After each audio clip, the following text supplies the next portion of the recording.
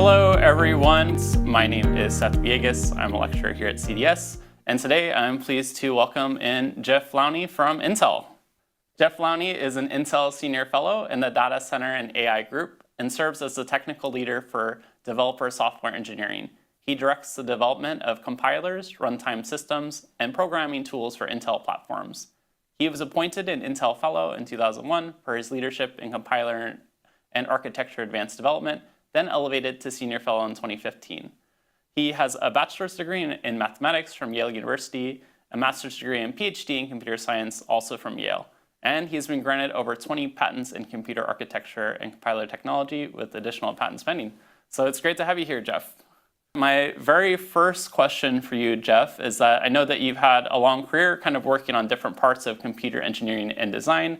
Can you just take us through some examples of things that you've worked on and the kinds of problems that you have solved? You know, I got out of college more than 50 years ago, so I've been doing this a long time. I would say the real key moment in my career is in the early 80s. I was teaching at NYU, and I left there. I went back to Connecticut to start a company with some of my colleagues from Yale. And we built a supercomputer, and the architecture was called a VLIW, means very long instruction word. And what that means is that a single instruction had multiple operations in it. So like if you were going to add two numbers, you'd write, the assembly language for that would be load, add. And we would arrange the load and the load to be in the same instruction, so it would run faster.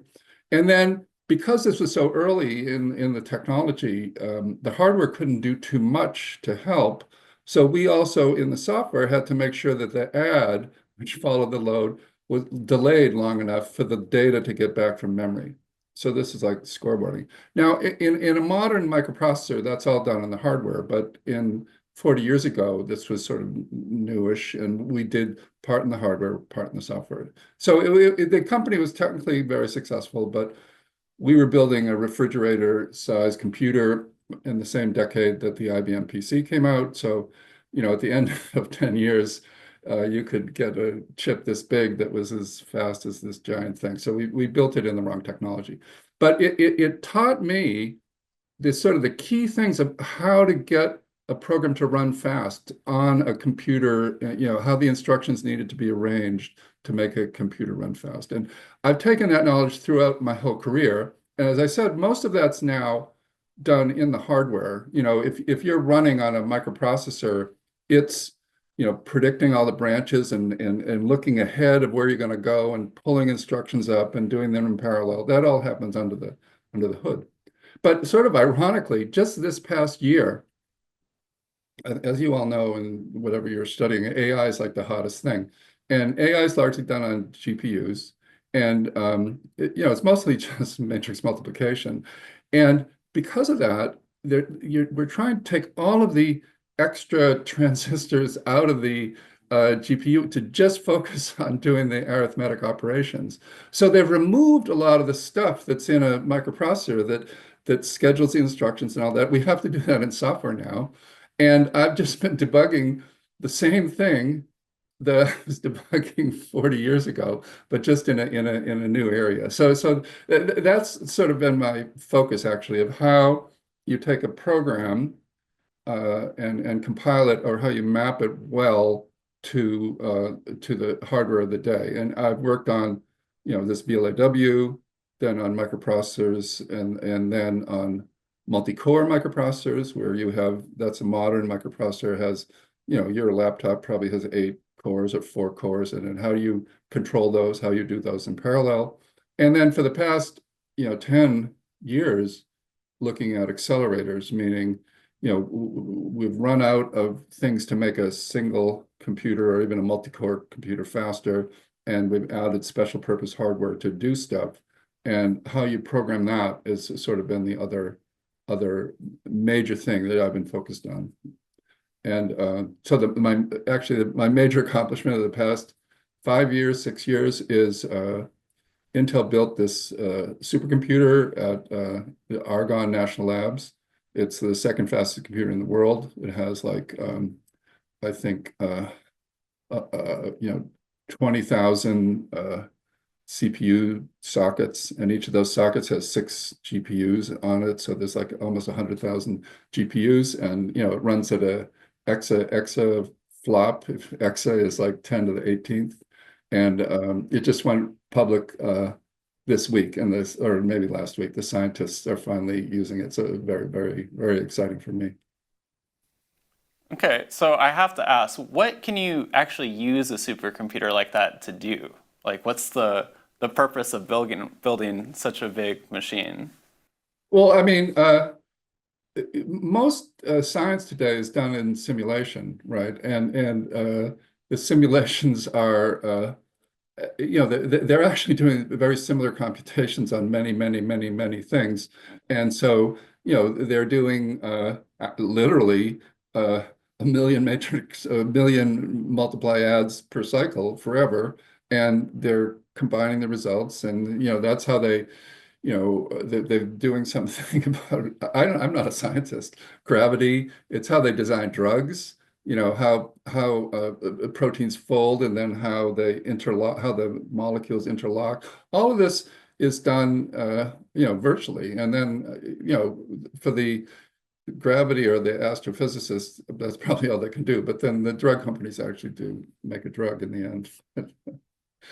And Well, then, that's actually amazing, all the differences. material science, which is sort of how materials work, they actually simulate quantum mechanics, which is, well, I'm sure some people mind a physicist, it doesn't make any sense to me, but the amount of computation you have to do just to model one atom is just tremendous. And so it's just to let them look at and build, look at materials that have 10,000 atoms or 50,000 atoms or things like that. Well, it sounds like you're really making the computers that are like on the edge of cutting edge science. Like we've actually talked a little bit about the protein folding sort of stuff as Yeah, one of yeah, the yeah. interesting advancements in AI. And I mean, honestly, those things are too hard for our human minds to really grasp, right? But if you have something that can just keep iterating, eventually it'll come up with something amazing. All right. So I think that kind of leads me into my next question, which is, how would you say that your work kind of balances elements of both management and hands-on technical work? Okay, so I now work at a big company. So there's like 100,000 people. But most of them, well, half of them are in a factory building stuff, but say 50,000 of those, 45,000 are engineers. So a big company, a lot of people. And so I sort of have 3 levels that I work. I have a small team that works for me. So that's maybe, less than 20 people.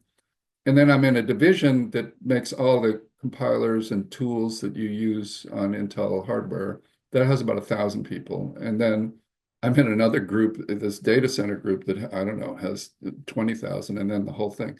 So it's multi-level. And so with my team, it's management like you might imagine. You meet with them, and it's almost, I'm sure, like you meet with your students or whatever. So I mean, I think that's pretty obvious, maybe not.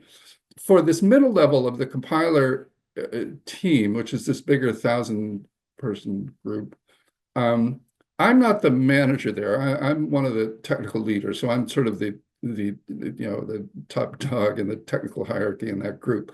So I'm sort of planning out what we're going to do. And then I tend to focus on just 1 or 2 things that I think are really critical. Like for this big supercomputer, I work with the application teams to make sure that these applications, which, as you know, I don't really understand what they do, the fact that they would run fast and scale to 10,000 nodes. So that's, I just focused on that part of the problem. Whereas there's many, many other people who sort of manage the execution of everything. Okay. And then for the bigger company, my job is sort of to talk about the strategy and where we're headed, and are we headed in the right direction? Are we making the right thing? How does software play in? Most of Intel, of course, are hardware people. How does software play into what we're doing? I've been talking about AI now for 10 years. Maybe Intel hasn't made all the best decisions, but anyway, that's been part of my job. And I mean, the biggest difficulty in working in a big company is just sort of being able to focus on, try to reserve some time to focus on things. So like I try to protect like half of each day to like, I make a big appointment to myself so that I can do stuff without having, to be in meetings with people. And time management, once you have a real, you're in the industry, is pretty important. Okay, great. Thanks for sharing. My next question is kind of building off of that one, which is, what has your experience with AI and AI development been like? And how has that kind of shifted over time? And do you think that this current phase of development is something that's actually worth being excited about? Do you feel like it's, another potential fad? How do you kind of view it? So when I went to graduate school, so this is about 50 years ago, I went to an AI lab and we were working on natural language processing. And I think I like what they were doing in the sense that they said, look, language is a lot more than syntax. You have to understand, what it means, and you have to map it into some meaning, and then, make reason or try to understand, quote, understand what people are saying or answer a question, that sort of thing. But after 6 months, a year, I just said, I don't think this is going to work. So I shifted, and I've spent the rest of my career on programming languages, which are pretty well defined, and this compiler problem. But now, over the past few years, the natural language problem is pretty much solved, at least from the point of view that we thought 50 years ago. I mean, it's unbelievable. You talk to ChatGPT and it talks back to you, and yeah, you passes the Turing test. You can't tell that it's a computer. Unbelievable, really unbelievable. So I don't know. First, I think it's very, very exciting. It's one of the main reasons I'm still working, because this is a huge transition in the computer industry. The way we design computers, meaning what the computer will look like, then actually, yeah, the way we design it, meaning the tools we use to design it, change it. The way we program is going to change. I mean, in 5 years, the way you do programming, I'll be like a dinosaur. I mean, it's just this is revolutionary. Yeah, I'm unbelievably excited. I mean, it is a wonder to me that we're trying to figure out these, conceptual dependencies 50 years ago, that the answer is in this unbelievably multidimensional vector space of that's what a word is. And I don't know, but it works, and it's amazing. I don't know. I'm shocked and very excited, and it's a great time. It really is a great time to be in this computing, AI, data science world. I mean, this is it, right? Yeah, it's certainly very exciting. I was in grad school more recently, and I can tell you when I was reading about, like, I don't know, symbolic AI stuff and the NLP stuff, which is, some stuff that I was also very excited about, but I didn't necessarily see it going anywhere. And suddenly it exploded, just after, of course, my graduate research was done and didn't have a chance to look at it in school. So I kind of share that too, but yeah, it is certainly very exciting.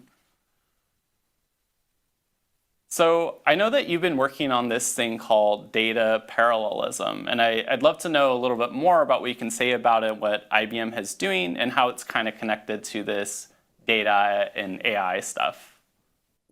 Well, first of all, IBM is very important in computing, but I'm not working with IBM. But though I did a little bit many years ago. I think the best example is what we're looking at. So I don't know where people are, but they're probably looking at their laptop screen, right? So that screen has 2 million pixels on it, right? And it's being updated 30, 60 times a second. And there's a computer program or a GPU program that's updating each one of those dots.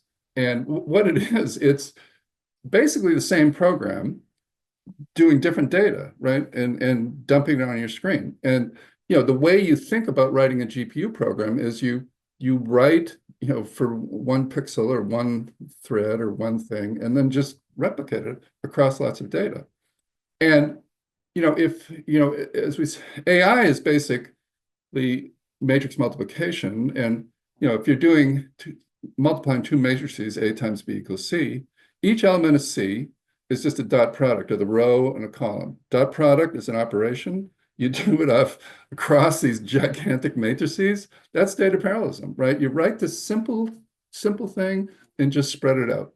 And the language that's been most successful at this is CUDA. I don't know if you guys program in NVIDIA GPUs, and it's a little overwhelming to have to start programming in GPU, but once you do, it's a very simple paradigm. It really is. You write one thread, one line of code, and then replicate it. And since I don't work for NVIDIA, a lot of my work for the past 8 or 9 years has been how we could take their ideas and put it into actually more open languages that other people can use. The languages are OpenCL, or on top of that, a language called SYCL that are standards supported by the Kronos group. And SYCL is basically CUDA, but it's not NVIDIA's language. And there's a lot of business stuff going on there, but the basic concept is pretty simple. And it's I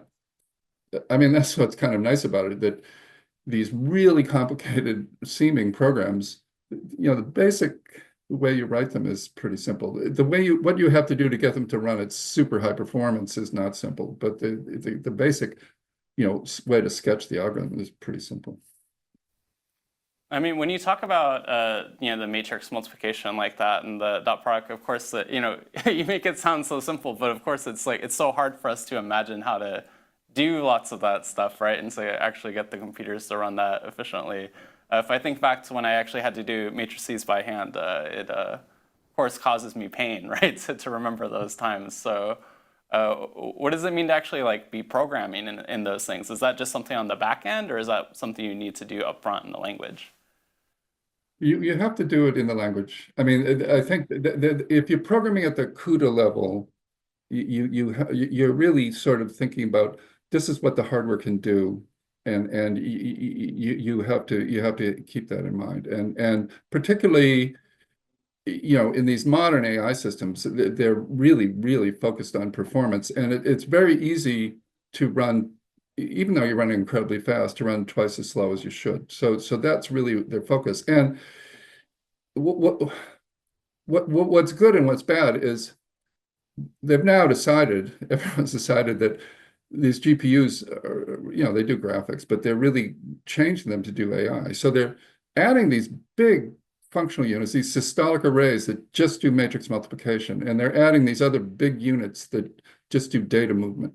Now, these big things that systolic array can, you feed it a big, 16K array or something, that it doesn't map into this data parallelism as simply, right? So the bulk of the CUDA program are these simple things, but then you have to do these matrix multiplications.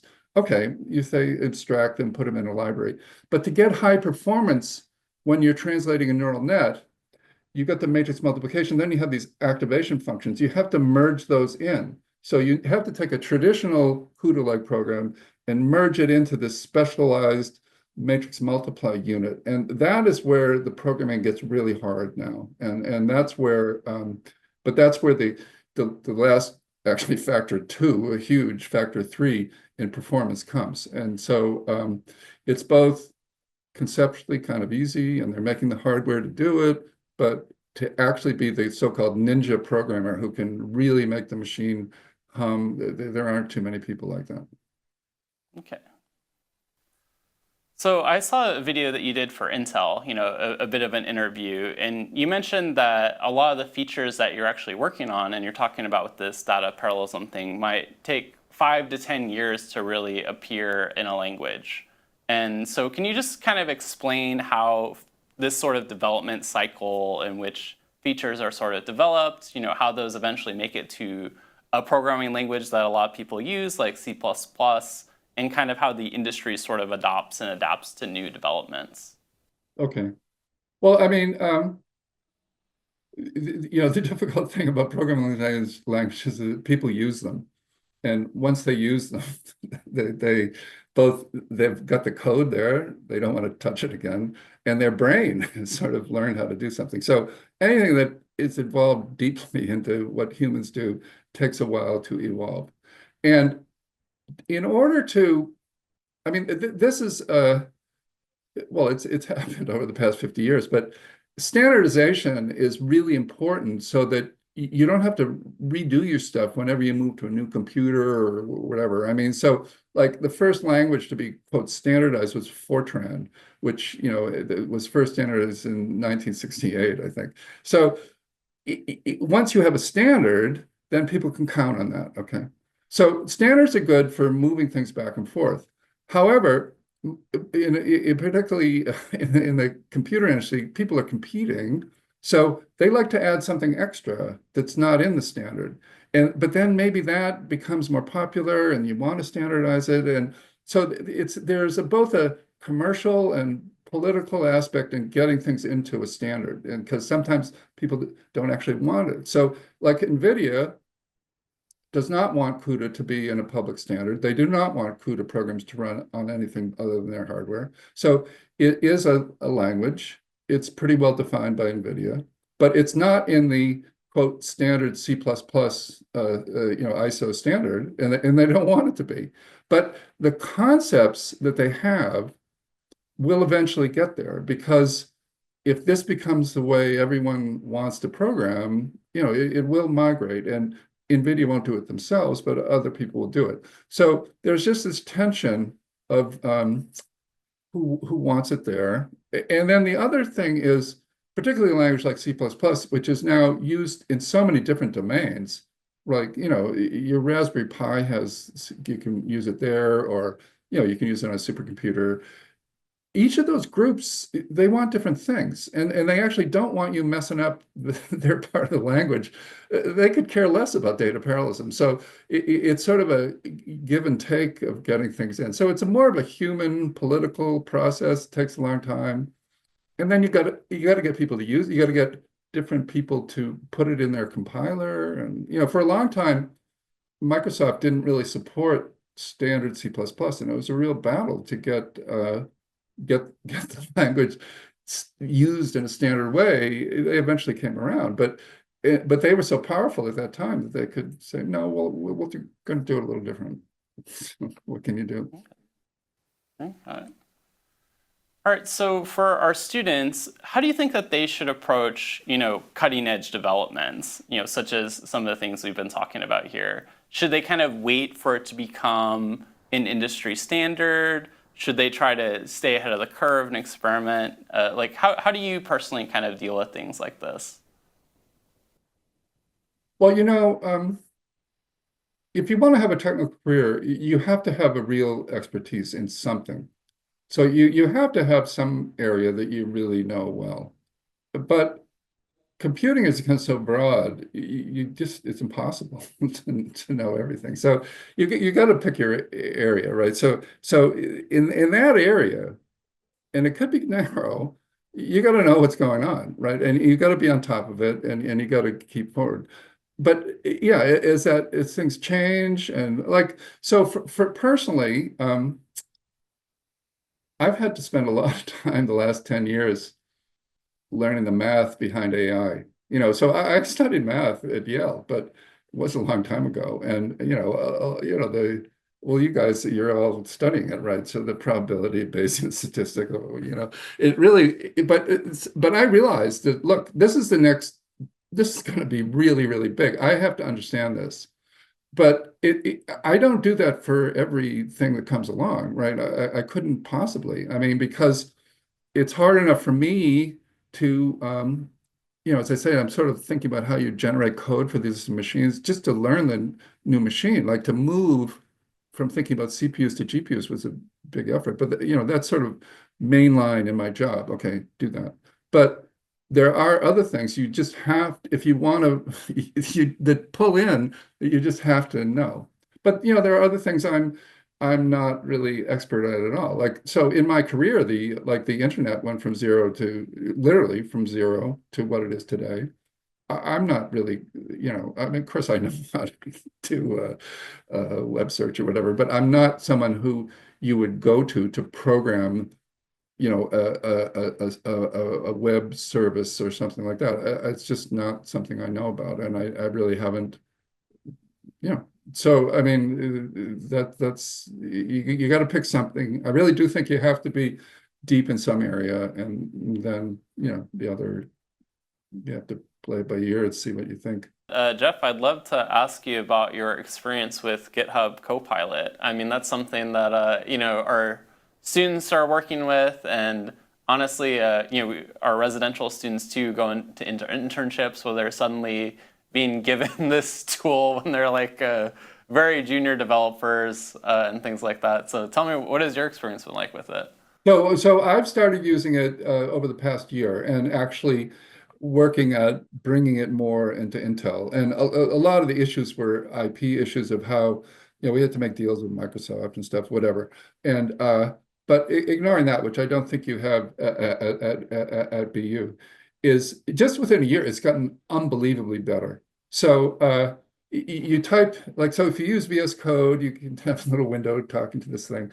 You never have to go to Google again. You ask, if you, particularly if you're working like in Python or some really popular language, it has more trouble with C++ and stuff, which are more complicated and stuff. But if you're in a high level language, it just, and then if you're working on something, like, I don't know how you give homework anymore. If you're working on something that is sort of simple and is out there on the internet, it knows it. It just knows it. So you can just start, like I actually take some of these AI courses, that are online. And so you start typing in, your version of the program, and it's like prompting you, and, you're getting the whole thing. I mean, it's crazy.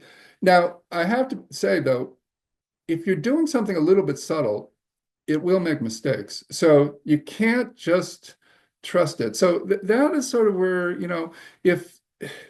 because debugging can be harder than writing a program. So there's that sort of tension. But in any new area, like if you don't know the APIs well or anything, it's just poof, it's there. It really makes me think that the whole way of programming is really going to change. And, it will be much more that I'm sort of specifying the algorithm and sort of saying, these are the fields I want and stuff, and then boom, it's just going to happen. That's my prediction. It's not there yet, but it's just it's the only AI. So it's an AI that I actually engage with, in a serious way, and it's great. I mean, it's really eye-opening. It's just great. Yeah, yeah. All right, well, thanks for sharing your experience. I think it's good to hear kind of what people in the industry are doing. Certainly don't pretend in our program like these tools don't exist, because you're going to get into the workplace and there might be an expectation that you use them, especially if your company has to buy a subscription or something. Geoff, I hope you have a great rest of your evening. Okay, thank you. Bye-bye.